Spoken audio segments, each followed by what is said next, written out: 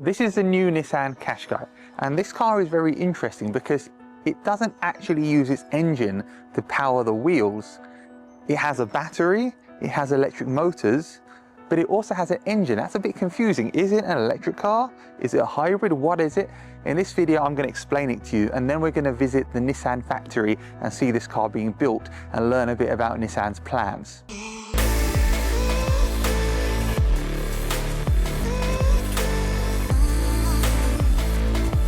Does this feel like an electric car, or does this feel like a combustion car?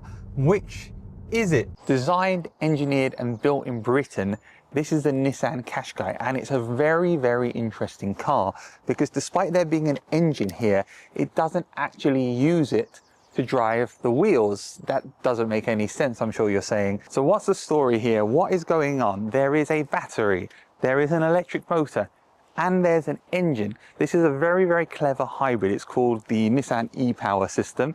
And essentially what happens is the engine acts as a generator and it fills the battery up with electricity and it powers the motors. So it charges the battery to give you a bit of electric only range, but it also directly turns the wheels. This is available as a two-wheel or four-wheel drive system.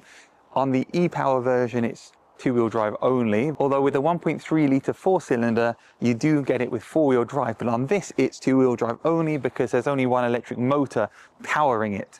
What does that mean? It means you get amazing efficiency. It's a really, really clever way of doing hybrid. But this is the first cool thing I like about this car, a really clever way of combining electric and combustion and making a really smart hybrid system, which is very, very efficient. Now, one of the coolest features of this car is the 360-degree camera system. You can see all around the car, but you can also tap the buttons to move your view. This is really, really handy in lots of scenarios, especially when parking, and you can change the buttons and change the modes here and the views. But I actually just tapped on something which is very interesting. This is really helpful when parking. You can see the wheels. This system lets you see what's underneath the car as you're driving over it. So let's test it out now as I drive forward. There's a cloth on the floor there, by the way, in case you're wondering, making it interesting. And there we go. And now you can see what's underneath the car. Very, very clever. But that's not its only trick. I'm going to give it some more credit here because we have a very clever parking system which is actually able to remember where your car was parked. It can actually use a last selected parking spot and will automatically know how to park itself in that space. So those are the cool features of the Nissan Qashqai. I have made a video on the new Qashqai from last year, so you can check that out, but I'm gonna give you a quick walk around of this. First of all, massive new front grille.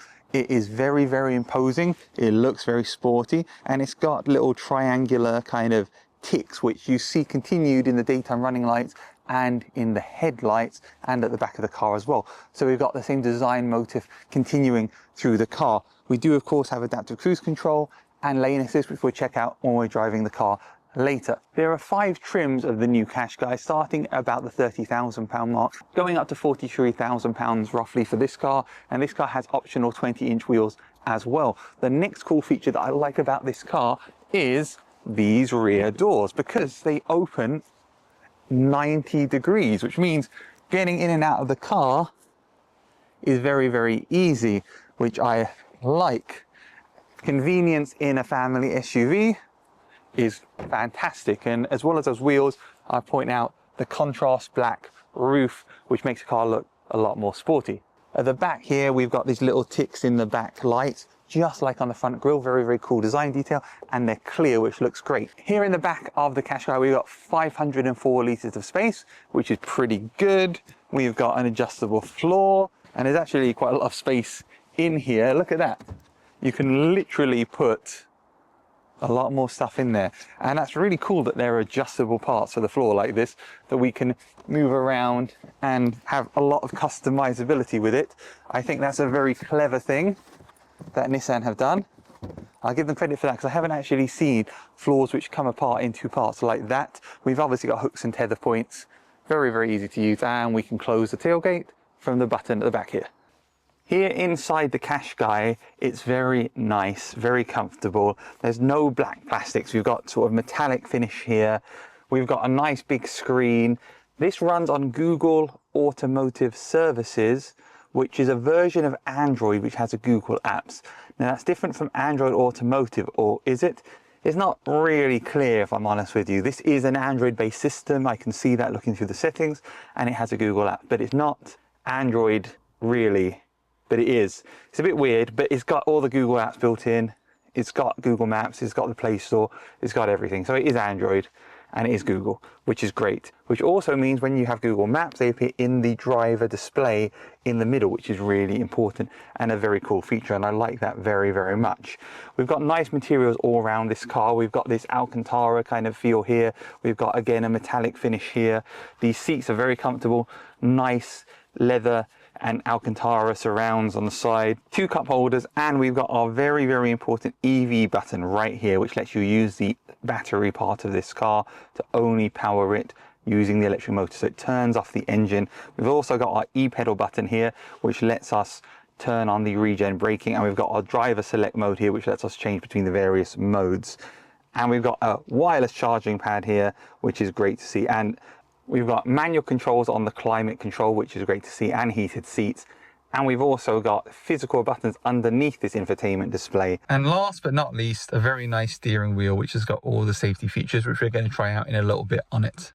In the back of the Qashqai, I've got plenty of space. I'm 1.78 meters. I've got this much space above my head, this much space in front of my knees. This is the driver position. I love this panoramic roof. I said that in the front. It's great for making it airy back here. We've got space here, we got 2 cup holders, we got 2 USB Type-Cs down here, and yeah, very comfy back here. So, does this feel like an electric car, or does this feel like a combustion car? Which is it? That's a very good question. And if you're driving initially, you can kind of feel like you can hear the engine. It's very quiet, but I kind of feel like more like I'm in a traditional car than an electric car. Now, if we hit the e-pedal button, and now we drop down, the engine stops, and now I can't hear anything. And again, when I say I can hear the engine, it's only because I'm super sensitive, because I drive lots of different cars. Most people probably wouldn't even hear it, but now we're in EV mode. It says e-pedal on here, and we've got an EV-like drive.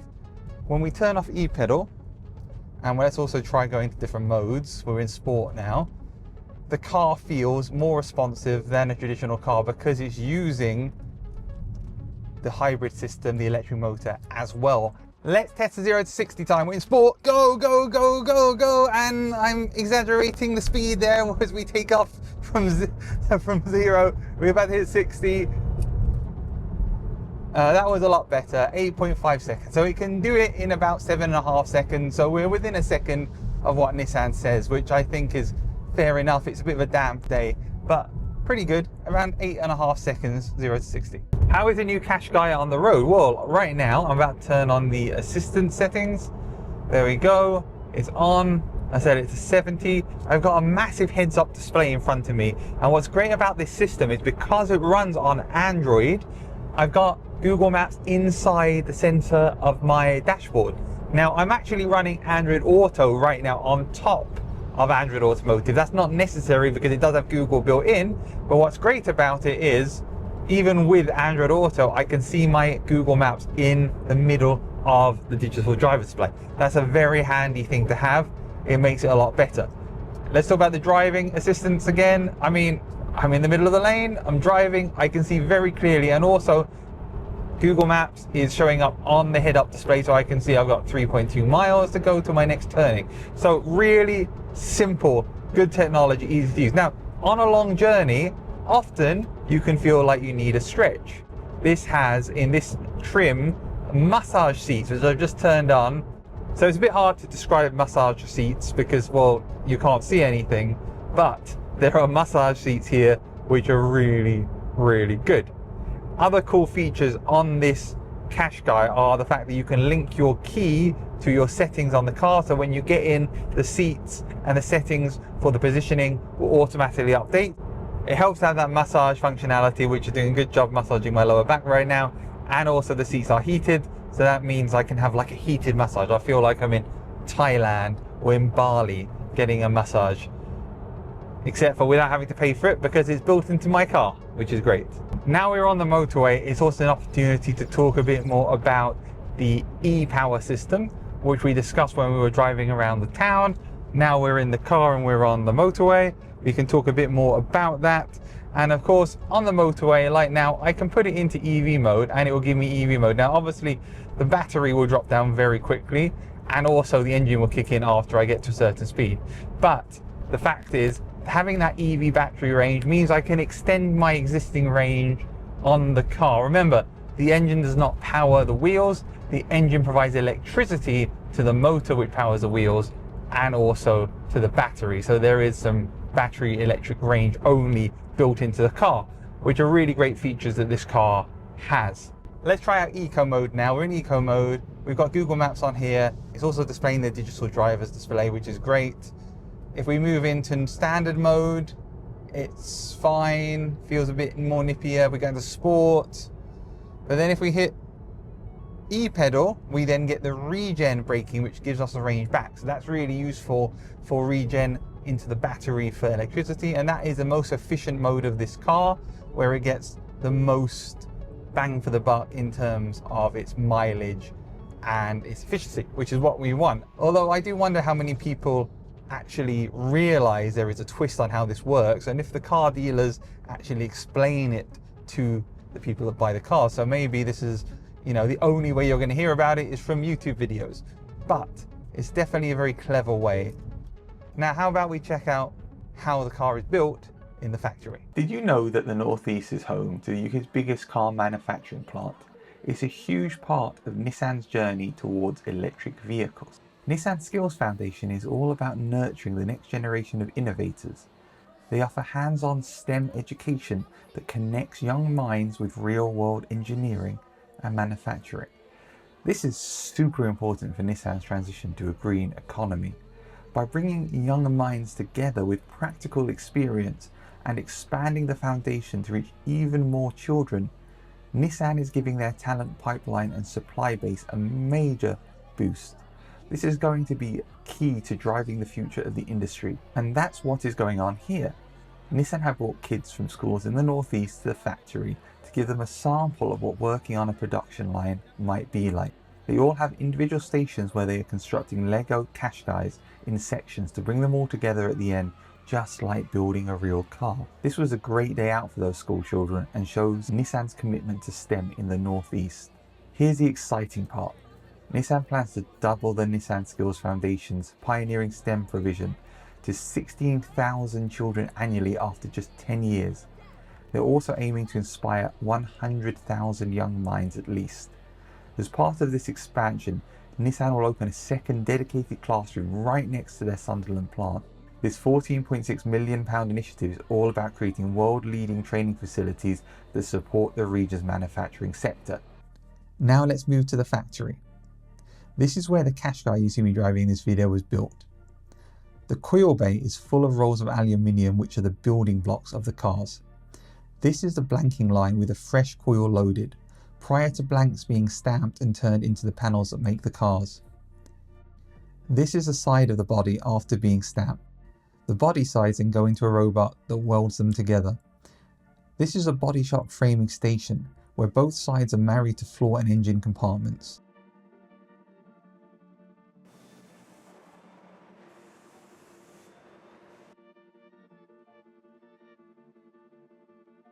The vehicle then drops down into the main body area. Next is the body check station, where the operator removes any weld burrs. Body shop hoods and hemming line 2 are next, where the panels are moved by AGVs, which are autonomous guided vehicles, robots that drive themselves around, and they're all over the factory. This is the body shop line 1 metal line drop lifter, which exits to the paint shop, which is the end of the process. Next is body line shop, which is the metal line's final inspection before leaving the shop by going up above the factory floor, where you don't even realize there are cars until you look up. Now it comes out painted and looking more like the Qashqai you have bought in its different colors. This is the e-power batteries being delivered to the trim and chassis line 1 by AGV robots. Now we move to the trim and chassis station, where on the trim line operators are fitting the roof rail and then the e-power battery into the Qashqai.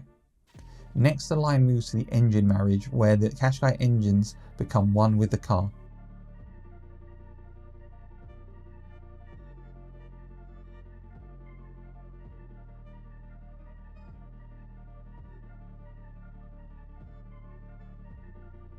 Then the cars are given the shower test to make sure they're watertight and there is no leaking, followed by wheel alignment, headline alignment and camera calibration and underbody checks, and the car's then driven out, ready to be delivered to your dealer and taken home by you. It's really interesting seeing how these cars are made and the skill which exists here in Sunderland in the northeast. So that's the Nissan Qashqai. It's a really interesting car, using hybrid electric and its engine to get the best efficiency and to be a really unique way of doing things. Looking around the factory was fantastic to see how these cars are built and to learn about Nissan's plans going forward. I hope you enjoyed this video. Please give this video a thumbs up and subscribe for more on Tech in the Car. Thanks for watching.